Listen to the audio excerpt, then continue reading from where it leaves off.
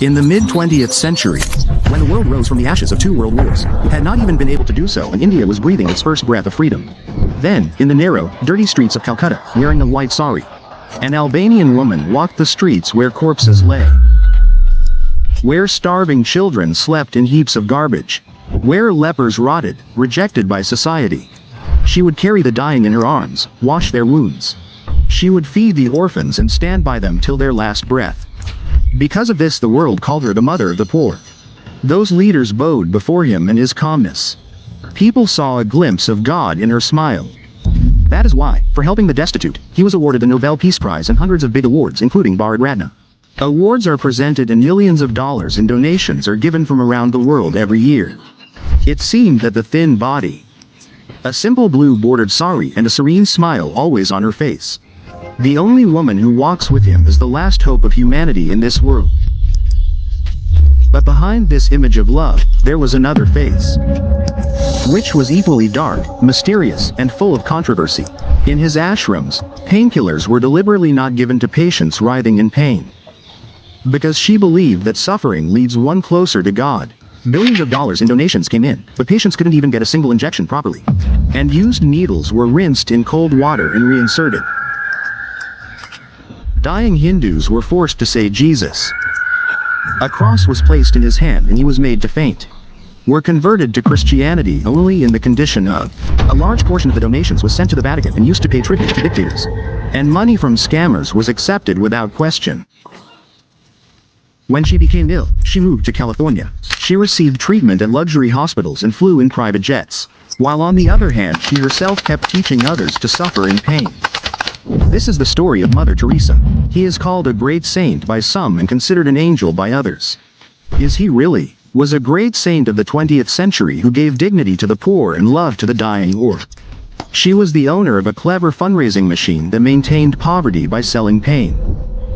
And by using conversion as a weapon, she kept filling the coffers of the Catholic Church. Was that love and service? Was she a living example of mother or the biggest religious branding in history? Let us find out. The Teresa story you didn't know, August 26.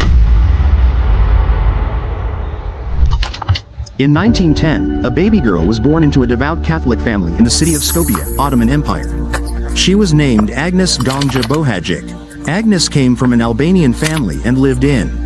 She was the youngest of 3 siblings. Her father, Nikola, was a successful businessman and worked in his community. He was active in politics and raised his voice for the rights of his people, while his mother, Dren Bohaju, was a religious woman, and the atmosphere at home was such that there was always a need for the needy. Agnes's childhood was spent in a happy and pleasant atmosphere where the doors were always open. But when she was just 8 years old, an incident changed everything. His father, Nikola, was poisoned to death by his political rivals. The incident shook the entire family and deeply affected Agnes. This incident changed the course of his life, and gradually his mind started getting attracted towards the service of God. By that time, he had been influenced by missionaries working in Bengal, British India. The stories have particularly inspired Agnes until she was 12 years old. He had decided to dedicate his life to the service of God. In 1928, at the age of 18, young Agnes made a decision that would force her to leave her mother. Separated forever from his sister and his home, that very home. The family left everything and joined the Sisters of Loreto in Rathfarnham, Ireland. The Sisters of Loreto were a community of Irish nuns, which also did missions and educational work in British India. Agnes's aim was to stay there and learn English, which was in India. The Loreto sisters considered it essential for education. After this, in 1929, Agnes set foot on Indian soil. He came to India to adapt to the atmosphere of Kolkata. I learned Bengali and started mixing with the local people. Then, on May 24, 1931, Agnes took her first religious vows. She also served as patron of missionary work for Saint Therese, decided to choose its new name after the University of Lisieux. But a nun in the convent already had that name, so Agnes adopted that name. She adopted the Spanish spelling of Teresa as her religious name, and thus became Agnes. Gonza Bojahi first became Sister Teresa and then, in 1937, took her final vows to become Mother Teresa. The initial vow is essentially a temporary commitment in which a nun devotes herself to a certain period of time, dedicates to religious life, but the final vow, also known as the solemn vow. Later this commitment becomes permanent for the whole life. After this a nun serves and worships God. She dedicates herself to the path of Islam and cannot even marry. This is the story of 1937. It was a moment when Agnes's identity changed forever and she became Mother Teresa and embarked on the path of human service. During this time, Mother Teresa spent a lot of time at the Loreto Convent School in Kolkata. He taught and soon became very popular among the students for his views. In 1944, she also became the headmistress of the school. Mother Teresa's life in the school was relaxed. But outside those safe convent walls, the city of Calcutta was a terrifyingly humane place. It was a time of crisis when the world was burning in the fire of World War II.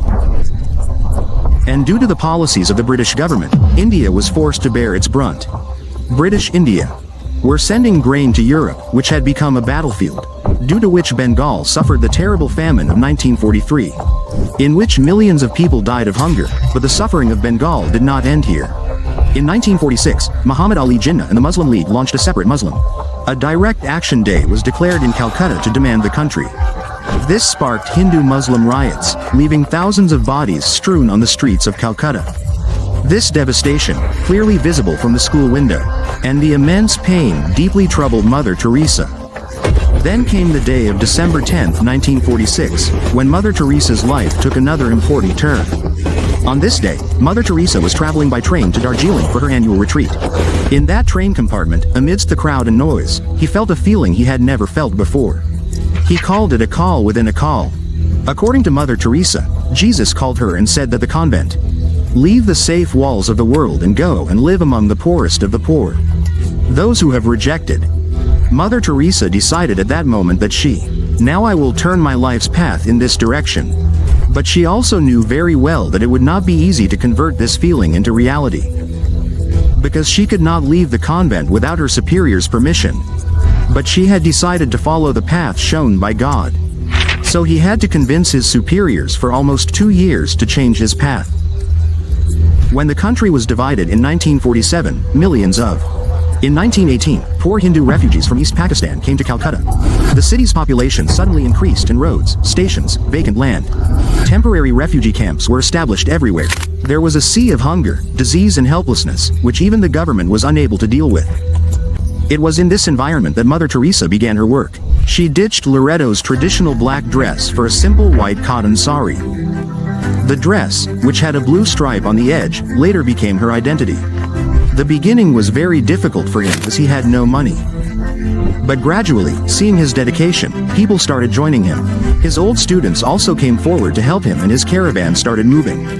After this, in 1948, she also took Indian citizenship and started working with full force. On the 7th October 1950, he obtained special permission from the Vatican to establish missionaries of charity, which initially started with a small team of just 12 members. But its roots were to spread across the world in the future. These members fought against poverty, 3 traditional Catholic principles of chastity and obedience. In addition to the vows, he took a 4th and unique vow: to serve the poorest of the poor without any discrimination. Together they began to care for those who had been completely abandoned by society, who were refused admission by hospitals and who slowly died on the streets. In 1952, he was in the Kalighat area of Calcutta. An old abandoned temple of the Hindu goddess Kali was acquired with the help of officials. And it was converted into a hospice named Nirmal Hriday Home of the Pure Hearts. It was kept here and free treatment and food was provided to poor patients for 3 years. Later in 1955, he established Shishi Bhavan, which provided care for newborns and small children. Build a home for the children, who were driven by poverty by their families, living on the streets due to illness, disability or social stigma. But it was thrown in the garbage heap or on the side of the drain. Mother Teresa's method was clear and simple: pick up the dying person, give bread to the hungry and support the lonely and broken. This work, which started from the narrow streets of Kolkata, soon started spreading to other cities of India. Mission of charity centers began to open in major cities like Delhi, Mumbai, and Chennai. The number of nuns working with her also began to increase significantly. Even during natural disasters and epidemics, her sisters were at the forefront. When floods hit, she would go to the affected areas and provide food and essential goods to the people. Apart from this, he also worked for leprosy patients. Centers like Shantinagar were established where they were treated. When Mother Teresa was doing all this, her work was being discussed everywhere in India. Everyone was praising his work and people started giving him donations as well. His work was also recognized by the government of India, and he was awarded the Padma Shri in 1962. Mother Teresa's missionaries gaining popularity in India. The charity then began to spread beyond India's borders and to the global level. When Pope Paul II granted the missionaries of charity a special dispensation in February 1965. What happened after this was nothing short of a miracle. His organization rapidly expanded globally. Their first congregation outside India opened in Venezuela in 1955. Then his organization reached Rome, Tanganyika, and soon it reached many countries of the world. His first center in the United States was established in the South Bronx area of New York, which at that time was a hotbed of crime and poverty. From Australia to Africa, the world's most. Their missionaries were reaching backward and neglected areas. But the next big turning point in his life came in 1969. The BBC made a documentary on his life called Something Beautiful for God. The documentary showcased their everyday struggles in the streets of Kolkata. Picking up dying people lying on the streets, washing the wounds of lepers, feeding orphaned children by taking them in her lap. As soon as this documentary was telecast on TV, Mother Teresa's popularity skyrocketed, and she suddenly became the focus of global attention. He began to be mentioned in newspapers, magazines, and TV shows. World leaders, presidents, and popes meet him. People started looking at him like a saint. Along with popularity, donations also started pouring in for the mission of charity. People from all over the world started coming forward to help him in this noble cause. A large amount of financial help started coming from Britain, America, and Europe. Medicines, food, clothes, and funds, everything started becoming available in many times more quantity than before. In 1971, when due to the War of Independence from Pakistan East, there was a war situation in Pakistan, so the whole of Kolkata was filled with refugees. There was no place like bus stand, intersection, park where tents were not set up. These included orphaned children, the elderly, and the disabled. Mother Teresa came forward and helped them too, giving them shelter and food to eat. In such a situation, to help the poor and the destitute. In 1979, he was awarded the Nobel Peace Prize, the world's most prestigious award. Not only this, a year later on the 25th of January 1980, the government of India. He was also awarded the country's highest civilian honor, the Bharat Ratna. She was the first woman of non-Indian origin to receive such a high honor, the Nobel. Mother Teresa's popularity reached its peak after she received the Peace Prize and the Bharat Ratna. This was followed in 1982 by the Israeli Warden region in Levanton. 37 disabled children trapped in the siege have to be safely evacuated. Opening the first AIDS home for AIDS patients in New York in 1985. Or bringing relief to Armenia after its devastating 1988 earthquake. His name began to appear at the forefront of every major humanitarian crisis. Due to such service work done continuously for many decades, the media, and in the Western world, she had become a global symbol of compassion. World leaders bowed before him, and common people began to consider him venerable. People saw compassion in his calm smile, and many even saw a glimpse of God in it. It seemed as if there was no selfless person in this world. If service remains, it is only in the hands of Mother Teresa. But just like every coin has two sides, Mother Teresa also had two sides. Mother Teresa, who was on one hand considered a reformer, a humanitarian icon, considered the pattern of the poor and the living embodiment of love. His other side is equally terrifying, mysterious, and controversial. A controversial aspect that was hidden behind his glamorous public image and which led to. He is called the Hell's Angel. Multiple reports and work for Mother Teresa. According to many former workers who did this, Mother Teresa's ashrams especially. In Kolkata's Nirmal Hriday, poor patients are being exploited in the name of medical care. It used to happen that the patients here never got proper medicines or treatment. There were old wartime stretcher beds and life inside was like that of a Nazi. It was like a concentration camp. There was also a severe shortage of basic amenities like chairs and sanitation. The most surprising thing was that in the name of serving the poor, millions.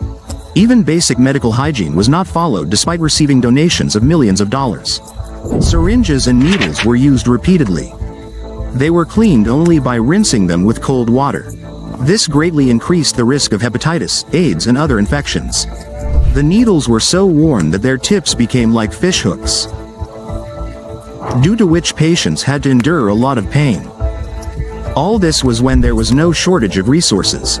Even Prince Charles himself received syringes during his India visit, and purchased needles and donated them to Mother Teresa's missionaries of charity.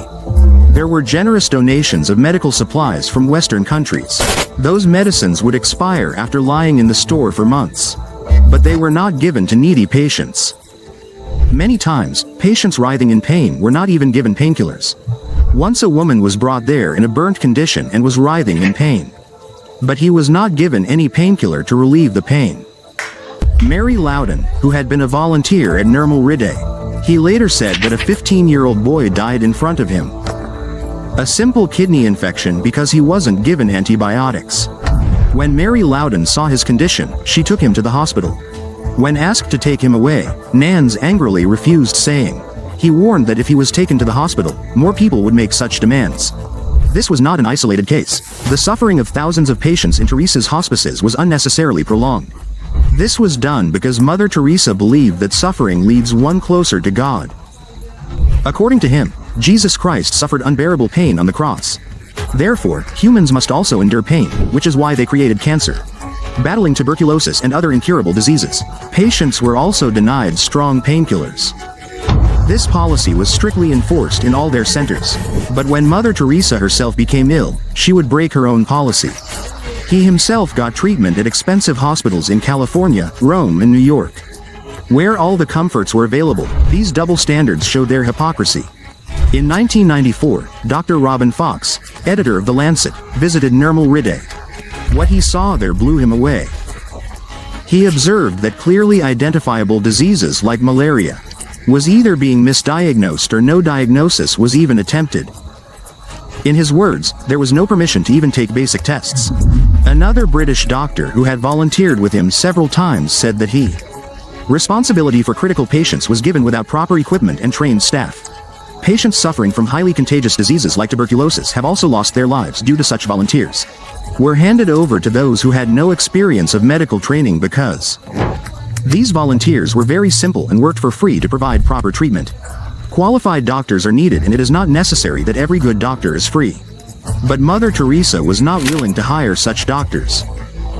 She didn't want to spend any money at all. Doctors, did she want to spend money on anything? Don't want to spend money? Father Chikuti, a Jesuit volunteer who observed Mother Teresa closely. According to him, Mother Teresa lived entirely on donated goods. She was dependent and had a kind of obsession with freebies. Mother Teresa believed that if something is available for free, it is fine. But if a little is needed to save a patient's life, even if he had to spend money, he was not ready to accept it. That's why he refused to hire a full-time doctor.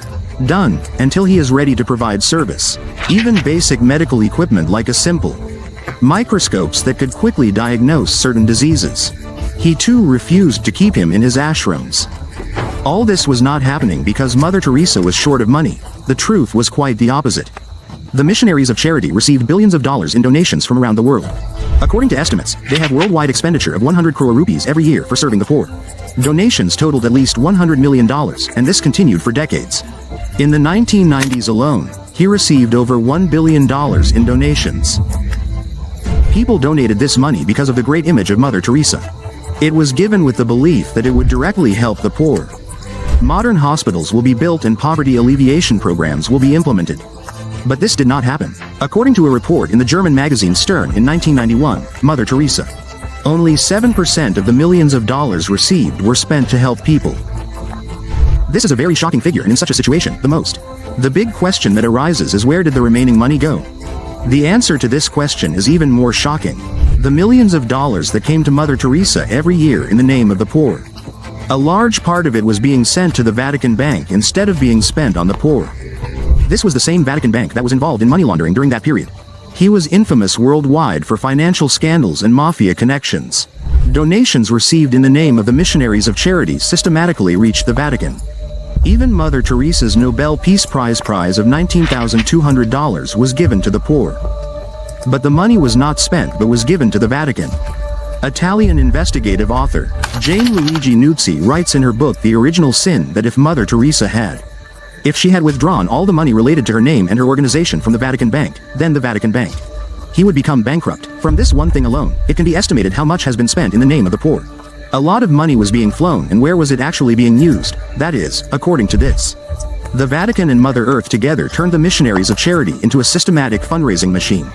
Were used like a machine that can alleviate the suffering of the poor, used to raise billions of dollars in the name of stories of illness and death. But within this system, poor patients were denied even a painkiller. This is the contradiction that led to the saintly rise of Mother Teresa, raised the most serious questions about the truth behind the image.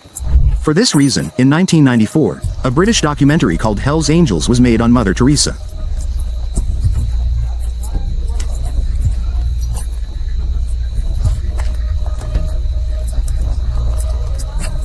Because it was this poverty that made her a seer to the whole world. It was this poverty. Because of this, he received large donations, which were sent to the Vatican Bank. Then this money taken in the name of the poor is used all over the world. This was done to build more and more churches and spread religious propaganda. What about the patients after receiving so many donations? The nuns working within the missionaries of charity were also in a bad state. It was like a cult in which nuns had to follow strict Catholic rules.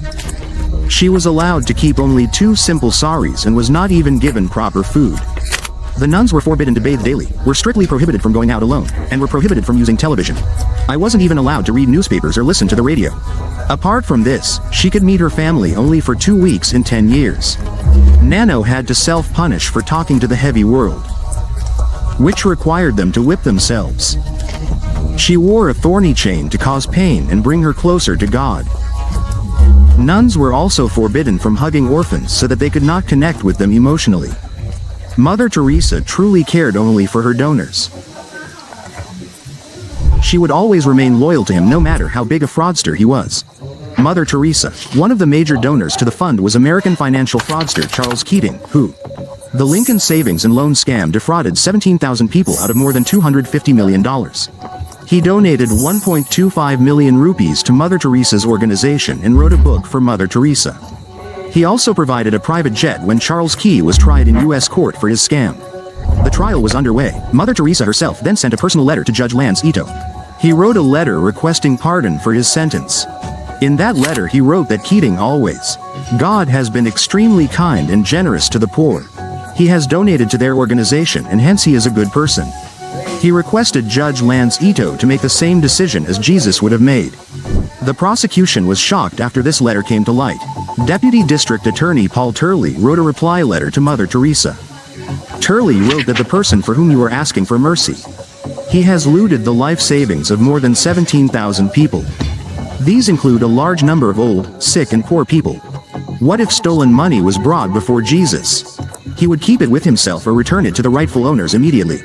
Paul Turley clearly stated that the money Keating donated to you, he's part of the same conspiracy, and Morley is trying to convince you to defend Keating. Instead, all the money received as donation from him should be returned to its rightful owners. But the surprising thing was that the Deputy District Attorney's request, and Charles Keating, after he was sentenced to 10 years in prison for fraud, Mother Teresa, considered a symbol of selfless service and compassion, never returned a single penny. He did not do it and never gave any clarification on this. This was not the only such case. He had accepted donations from Jean-Claude Duvalier, the dictator of the United States, and portrayed him as a benefactor of the poor, while he was accused of thousands of murders, torture, and corruption. He also arrested a British fraudster, Robert.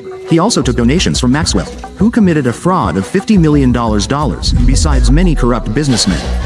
Taxpayers and people associated with the authoritarian regime were also included in his list of donors. But Mother Teresa didn't care who was giving the money. How is he giving it and through what crimes has it been earned?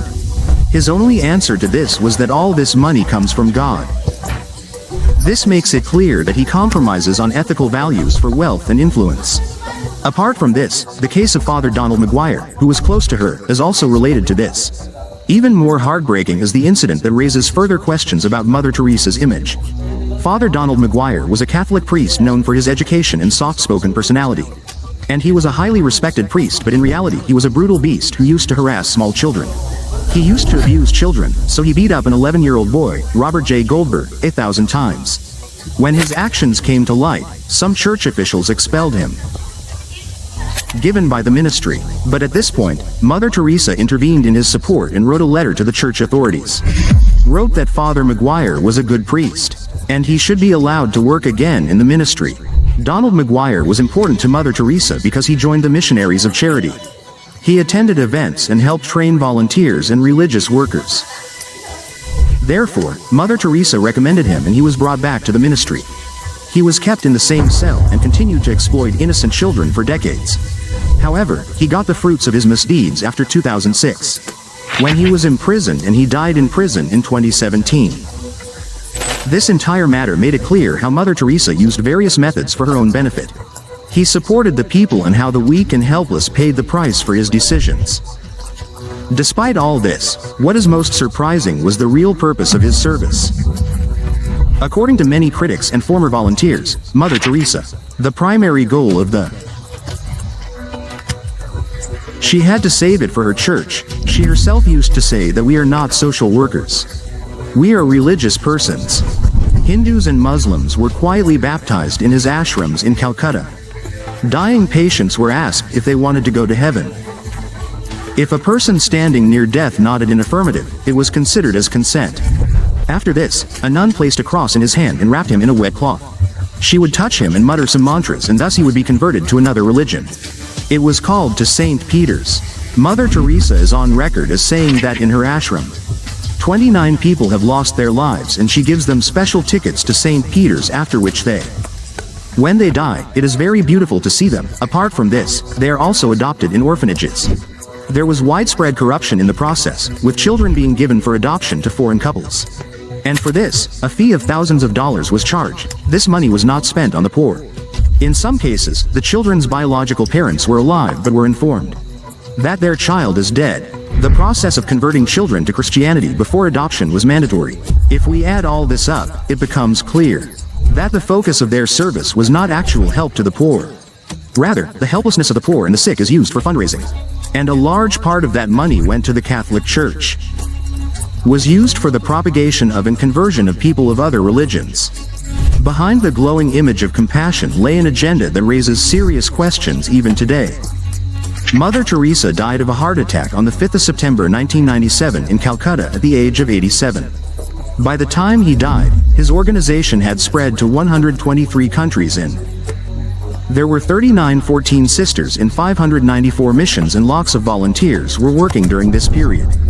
Many work-related disputes were also gradually coming to light, but even after this, on September 4th, in 2016, Pope Francis declared him a saint. In fact, he is a saint in the Catholic Church.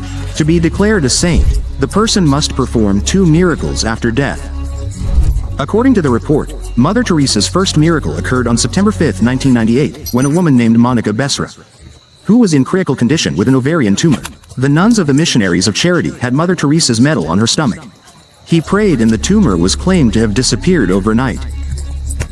However, later the doctors claimed that it was a TB lump which was cured after 9 months of medicines. Was cured of the disease, and it was also said that her family was pressured by the nuns to call it a miracle. After this, according to the Catholic Church, the second miracle took place on December 30th. This happened in 2008 to a Brazilian man with a brain tumor. His wife prayed to Theodora Teresa, and after some time he was cured. On September 4, 2016, Pope Francis officially canonized Mother Teresa on the basis of her miracles. Declared a saint, many people still consider Mother Teresa an epitome of love, and call him the Messiah of the poor, while many people call him a devil in the guise of a saint, and believe that they exploited the poor and helpless people to spread their religion.